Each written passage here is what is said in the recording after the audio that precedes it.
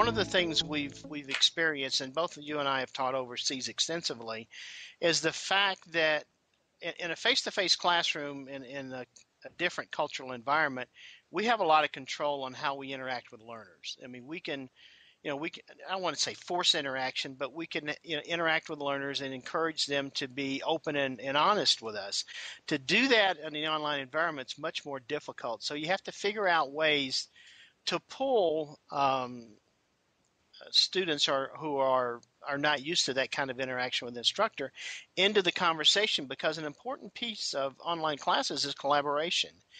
And you hit on a good point. It's hard a lot of times to get a student who's from a culture that doesn't allow challenge of the instructor to get them involved in conversations with the instructor and with other students. And to do that online, especially if they're in China, you're not going to call them Right. unless they're on Skype. But you're not going to call them and have a conversation with them. But you have to still pull them into the classroom, and you do that in a multitude of ways. And you create collaborative groups with people who are, you have them work together on a project, and as part of that project, they have to participate. Those types of things to bring them into the group and to encourage them to be part of the process that goes on.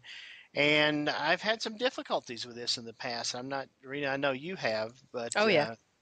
yeah, it's especially the Asian students who are under the old English British system that have gone to school under that. It's difficult to get them to it's not disrespect the instructor, to collaborate with the instructor. So those are things you're going to have to deal with in the online classroom. It's tough sometimes. And the other issue is language barrier.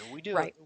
We do a very poor job in every institution I've worked for, and we've both worked for a lot of them, and I don't think there's but one or two doctoral institutions that's online that we haven't worked for.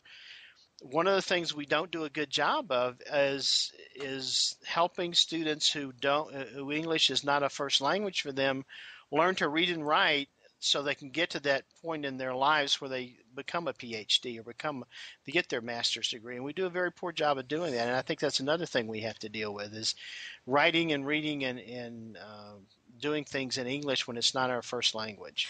Right.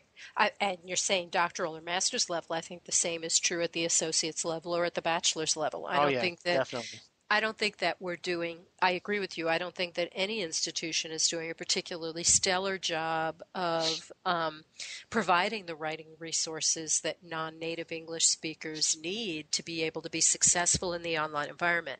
Now, we both have read research that shows that the more that students participate in asynchronous online text-based classes, the better their writing skills become.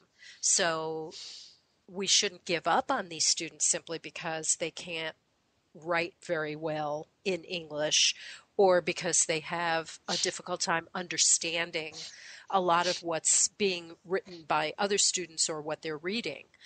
Certainly those skills can improve, but institutions that are doing this work really need to provide better writing support for all students, and particularly for non-native speakers.